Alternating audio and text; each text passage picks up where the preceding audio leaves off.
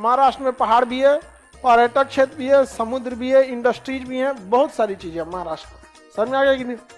हमारे यहाँ समुद्र नहीं है, खनिज झारखंड चला गया, और हम लोगों ने ना एजुकेशन पे ध्यान दिया, स्किल पर ध्यान नहीं दिया।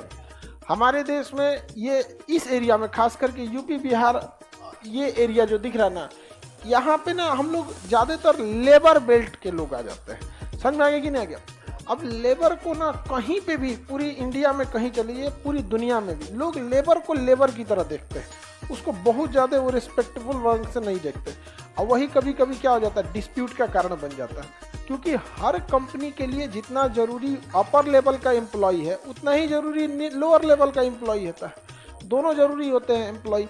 लेकिन क्या है ना कि हमारे एरिया में ज़्यादातर, अब शायद नहीं देखोगे कोई केरला से काम करने बिहार आ रहा है, नहीं जा रहे हैं यहाँ पे। दिल्ली मुंबई के आसपास एरिया में जाते हैं लोग। तो इसके लिए ना ऐसा नहीं है कि आप आज चाहिएगा तो आज इंडस्ट्रियलाइजेशन हो जाएगा। आपको 30-40 साल लग जाते हैं उसको इकोसिस्टम बनाने में। जैसे हम यहाँ पढ़ा रहे हैं, हम यहाँ इसलिए पढ़ा पा रहे हैं क्योंकि इकोसिस्टम बिल्ट है। आप इतने लड़के हैं, हजारों तो लड़कियाँ हैं, कम से कम 400 से 500, एक लॉज में 40-50 लोग रहते हैं, एक छोटे मिडिल क्लास के, मीडियम सीरीज के लॉज में। केवल हमारे एक बैच से कम यहाँ 3 से 400 लॉज चाहिए होगा।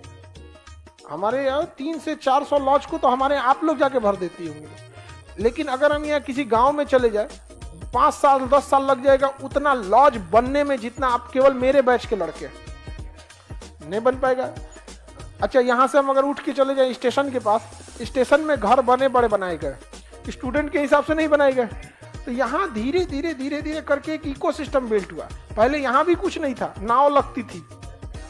और ये जो सामने सड़क देख रहे हैं ना आप, जिस सड़क से आ रहे हैं, ये 14 में बना, 14-15 में। उससे पहले यहाँ घुटना तक पानी लग जाता था, अभी भी बरसात में। आज से ज़्यादा दिन नहीं, 10 साल पहले लग जाता था। अभी तो खैर बरसात वगैरह में तो कहीं भी थोड़ा लग जाता है। तो ये इकोसिस्टम है पूरा।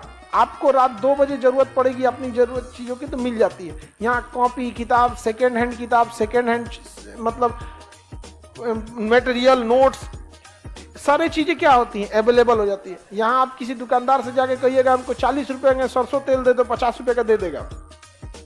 रीजन क्या, उसको पता है कि स्टूडेंट के पास रखने का जगह कहाँ होता है। और यही अगर VIP एरिया में जाके देखे तो बोरिंग रोड में 50 रुपये का तेल तो देखेगा, यहाँ क्यों चलाया, तो पूरे KGS वाला है।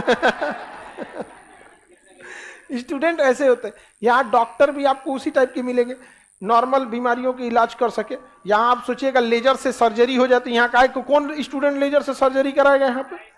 तो कहीं पे भी इंडस्ट्री डेवलप होती है तो वो एक दिन की मेहनत नहीं होती, धीरे धीरे इंडस्ट्रीज आने की वजह से पब्लिक नहीं होती है, वहाँ उस टाइप के पब्लिक होते हैं, इसलिए इंडस्ट्री आती है।